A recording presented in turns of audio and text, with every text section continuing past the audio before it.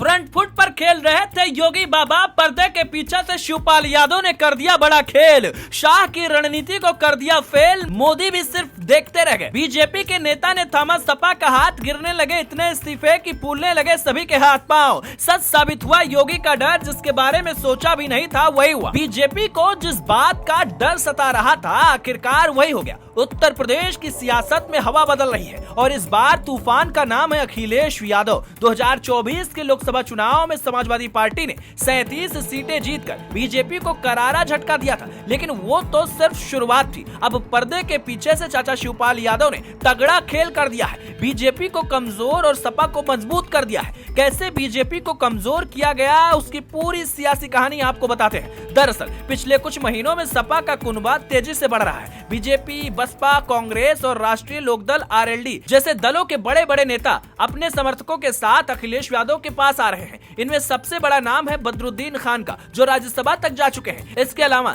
सलाउद्दीन, देव रंजन नागर, जगन्नाथ कुशवाहा और चौधरी वसीम राजा जैसे नेताओं ने भी सपा का दामन थामा है। ये सिर्फ नेताओं का आना जाना नहीं है, एक बड़ा सियासी संदेश है। 2024 के लोकसभा चुनाव में सपा और कांग्रेस के गठबंधन ने 43 सीटें जीती थी, जबकि बीजेपी को सिर्फ 33 सीटें मिली। कुल मिलाकर यूपी में लोग अब अखिलेश पर भरोसा कर रहे हैं। उनकी पीडीए रणनीति ने दलित, पिछड़ा और अल्पसंख्यक वोटरों को एकजुट कर दिया है, जो पहले बीजेपी और बसपा के साथ बटा हुआ था। अखिलेश की रणनीति साफ है, हर वर्ग को साथ लेकर चलना है। उनका पीडीए फॉर्मूला 2024 में हिट रहा और अब 2027 के लिए इसका दायरा और ज्यादा बढ़ाया जा रहा है। सपा अब कुर्मी, राजभर, निषाद और दलित नेताओं को अहम जिम्मेदारी दे रही है, ताकि बसपा को कमजोर किया जाए और उसका फायदा उठाया जाए। अखिलेश ने हाल ही में ऐलान किया कि 2027 के विधानसभा चुनाव में सपा कांग्रेस का इंडिया गठबंधन जारी रहेगा। इस गठबंधन की ताकत 2024 में देखी जा चुकी है। सपा और कांग्रेस ने मिलकर न सिर्फ बीजेपी को हराया था, बल्कि बसपा को पूरी तरीके से हाशिए पर ला दिया था।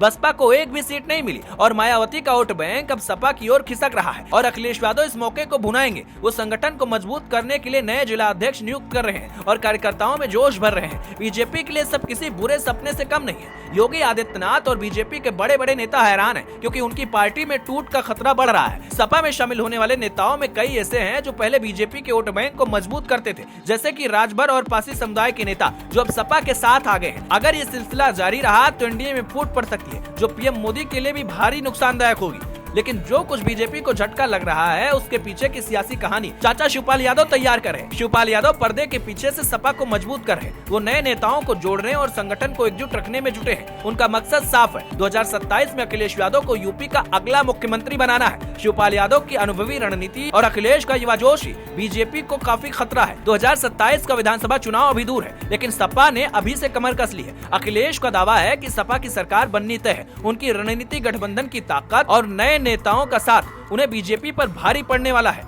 दूसरी ओर बीजेपी के सामने संगठनात्मक कमजोरी और नेताओं के पलायन की चुनौती है। अगर बीजेपी ने जल्द अपनी रणनीति नहीं बदली तो 2027 में योगी और मोदी के लिए यूपी में हालात मुश्किल हो सकते हैं। कुल मिलाकर यूपी की सियासत में अखिलेश यादव एक नए सूरज की तरह उभरे हैं। सपा का बढ़ता जनाधार, पीडीए की ताकत और गठबंधन की एकजुटता 2027 में बड़ा खेल करने की तैयारी है। बीजेपी के लिए खतरे की घंटी है, क्योंकि उसका वोट बैंक और संगठन दोनों कमजोर पड़ रहा है। क्या लगता है, 2027 में सत्ता बदल पाएगी? अपनी राय कमेंट कर जरूर बताइएगा।